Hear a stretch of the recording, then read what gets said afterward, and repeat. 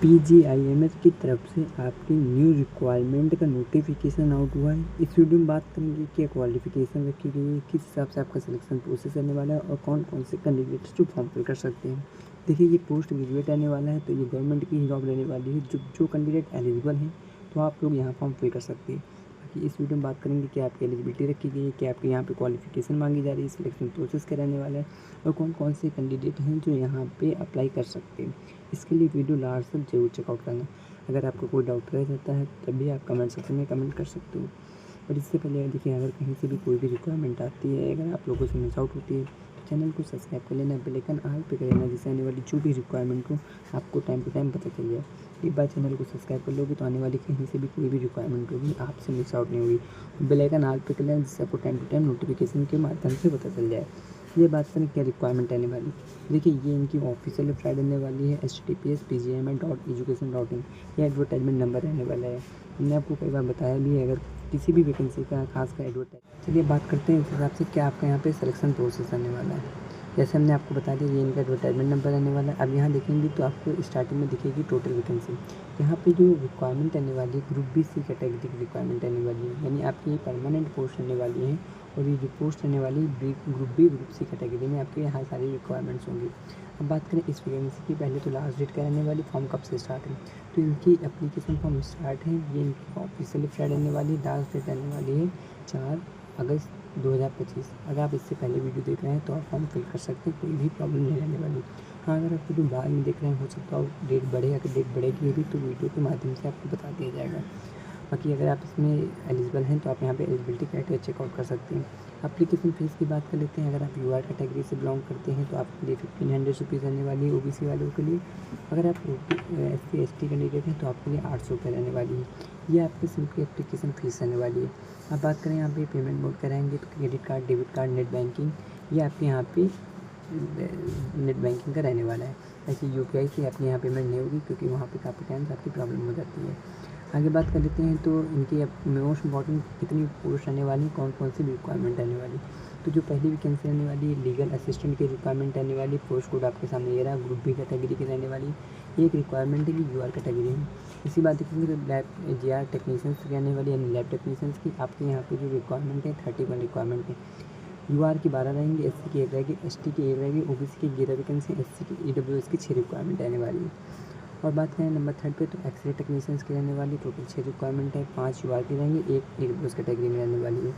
Number 4 पे बात करें तो GR रेडियोग्राफर की रिक्वायरमेंट रहेंगी, इसमें ग्रुप बी कैटेगरी की रिक्वायरमेंट तो 3 आपकी पोस्ट रहने वाली है।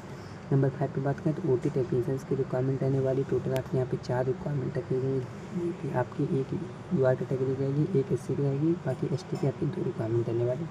इसके बाद देखेंगे तो डेंटल हाइजीनिस्ट की रिक्वायरमेंट रहने वाली है, 2 आपकी पोस्ट रहने वाली, UR में एक होगी, OBC की एक वैकेंसी रहने वाली है। इसके नंबर 7 पे देखेंगे तो असिस्टेंट डाइटिशियन की रिक्वायरमेंट रहने वाली है, जो कि 2 रिक्वायरमेंट रहने वाली है। नंबर 1 पे बात कर लेते हैं तो यहाँ पे रिसेप्शनिस्ट की रिक्वायरमेंट रहने वाली है, जो कि एक रिक्वायरमेंट रहने वाली है। अब बात करें ग्रुप बी कैटेगरी में कौन कौन से और रिक्वायरमेंट है, तो नर्सिंग ऑफिसर्स की ग्रुप बी कैटेगरी में वैकेंसी होगी। इसमें बात कर लेते हैं नर्सिंग ऑफिसर में, तो देखिए ये इनका मोस्ट इंपॉर्टेंट कोड रहने वाला है, ग्रुप बी कैटेगरी की रिक्वायरमेंट है। और यहाँ पे पोजीशन की बात कर लेते हैं तो टोटल 51 रिक्वायरमेंट आई हैं।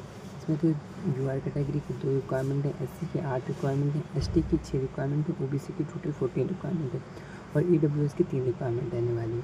तो इसमें आपको ये क्लियर हो गया होगा किस हिसाब से आपको यहाँ पे पोस्ट डिवाइड की गई है।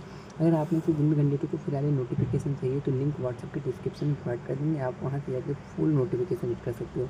कोई भी नोटिफिकेशन आता है तो यहाँ पे लिंक मिल जाती है, नोटिफिकेशन आपको व्हाट्सएप पे मिल जाता है, टेलीग्राम पे मिल जाता है। दोनों में से कोई भी आप अगर ज्वाइन कर लोगे तो आपको फीडबैक मिल जाएगा। अब बात करें चलिए और कौन सी रिक्वायरमेंट रहने वाली है, तो लैब टेक्नीशियंस की रहने वाली है, क्लर्क की रहने वाली है और लोअर क्लर्क की रहने वाली है। ये आपकी टोटल इतनी रिक्वायरमेंट रहने वाली है। बाकी क्यों क्वालिफिकेशन रखी गई है, तो देखिए लेवल 7 का ग्रेड पे लगेगा, तो ग्रेड पे अच्छा रहने वाला लेवल 7 का लगेगा, जो आपकी 9 स्टेट में लगता है अप्रॉक्सिमेटली 72,000 से लेकर 80,000 आपकी स्टार्टिंग सैलरी आने वाली। फिर 18 से लेकर 35 एज लिमिट आने वाली है। क्वालिफिकेशन की बात कर लेते हैं तो अगर आपने BSc नर्सिंग किया तो फॉर्म फिल कर सकते हैं, या आपने अगर पोस्ट बेसिक किया तो भी फॉर्म फिल कर पाएंगे। इसके अलावा अगर डिप्लोमा किया है, NHNM किया है तो आपके पास 1 साल का एक्सपीरियंस है, मिनिमम 50 बेड का हॉस्पिटल होना चाहिए। ये आपकी सिंपल सी क्वालिफ़िकेशन रखी गई। इसी तरह सबकी क्वालिफ़िकेशन यहाँ पे रखी गई। तो ये नोटिफ़िकेशन अगर एलिजिबल है तो नोटिफ़िकेशन ज़रूर कर जाके। बाकी यहाँ पे एक मार्क या डिसेबिलिटी के हिसाब से रिजल्ट की गई स्थिति आपको यहाँ पे तो पूरा नोटिफ़िकेशन बताया गया है।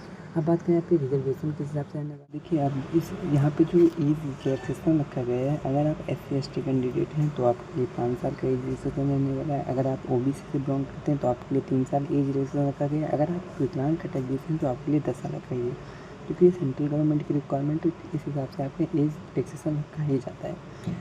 आगे बात कर लेते हैं, तो अगर विकलांग कैटेगरी से जो है SC/ST कैंडिडेट तो 15 साल है। अगर विकलांग कैटेगरी से OBC हैं तो 13 साल का यहाँ पे आपका एज रिलैक्सेशन रखा जाता है। बाकी एक्समैन सर्विस के लिए अलग रखा गया है, ये आपने जाके चेक कर लेना जो लोग एक्समैन सर्विस से बिलोंग करते हैं। अब बात करें यहाँ पे फुल नोटिफिकेशन की, तो आप यहाँ पे नीचे देखेंगे तो आपको यहाँ पे अप्लाई लिंक भी मिल जाएगी। इस हिसाब से MCQ जाएंगे, यानी आपके 100 MCQ होंगे, 100 नंबर के होंगे, 100 आपके यहाँ पे 100 मार्क्स के पूरा क्वेश्चन आने वाले। तो ये सिंपली आपका एग्जाम पैटर्न होने वाला है। ये ग्रुप PC की जो रिक्वायरमेंट होगी आपके 100 क्वेश्चन आएंगे और आपको यहाँ पे जो मिलेंगे 100 ही मिनट लेंगे, यानी 100 मिनट है, 100 क्वेश्चन से 100 मार्क्स के आने वाले। जो लोग यहाँ क्वालिफाइड करेंगे 35 नंबर आपके यहाँ पे क्वालिफिकेशन मार्क्स रखा गया है। ये मिनिमम क्वालिफिकेशन है, अगर इसके ऊपर आपको जो कट ऑफ जाता है उसी हिसाब से आपके यहाँ पे ज्वाइनिंग रहने वाली है। बाकी जो पेपर होगा ये पूरा इंग्लिश मोड में होने वाला है और यहाँ पे केवल इंग्लिश मोड ही रहने वाला है, हिंदी में पेपर नहीं होगा। और माइनस मार्किंग आपकी रहने वाली है 0.25 यानी 1/4 माइनस मार्किंग रहने वाली है। अब बात करें यहाँ पे शॉर्ट लिस्टेड कैंडिडेट के हिसाब से निकाल जाएंगे, तो देखिए यहाँ पे आप पेपर देंगे, जिन लोगों का मेरिट होगी उनकी शॉर्ट लिस्ट की जाएगी। इसके वेटिंग लिस्ट शॉर्ट लिस्ट बनता रहता है, इसके बाद डॉक्यूमेंट वेरिफिकेशन हो जाता है। ये सिंपल से आपका डॉक्यूमेंट वेरिफिकेशन का यहाँ पे प्रोसेस रहता है। अप्लाई लिंक कहाँ मिलेगी, तो आप नीचे आएंगे तो पूरा फॉर्म फिल करने का प्रोसेस भी बताया गया, किस तरीके से फॉर्म फिल करना है। आपको यहाँ पे फॉर्मेट भी दी गया है। तो अगर अभी अगर कोई डाउट रह गया हो कि किस हिसाब से आपको अप्लाई करना है, तो ये इनकी ऑफिशियल वेबसाइट आने वाली, वहाँ पे चले जाना है। ये लिंक डिस्क्रिप्शन में प्रोवाइड करेंगे आपको, वहाँ पे भी मिल जाएगी या कमेंट सेक्शन में दे देगी। डायरेक्ट क्लिक करो, डायरेक्ट अप्लाई कर पाओगे, कोई भी प्रॉब्लम नहीं रहने वाली। अगर अभी कोई प्रॉब्लम हो तो कमेंट सेक्शन में कमेंट कर देना। बाकी इसी तरह की कोई भी रिक्वायरमेंट होती है आपको मिस आउट ना हो, इसमें आने वाली जो भी इंफॉर्मेशन आती रहेगी हम आपके लिए प्रोवाइड करते रहेंगे। इसके लिए बेल आइकन हाल पे कर देना, जिससे आने वाली जो भी अपडेट हो आपको टाइम टू टाइम मिलती रहे। तो मिलते हैं नेक्स्ट रिक्वायरमेंट के साथ, कोई बड़ी वैकेंसी के साथ, कोई नई अपडेट के साथ। तब तक लिए थैंक यू वेरी मच।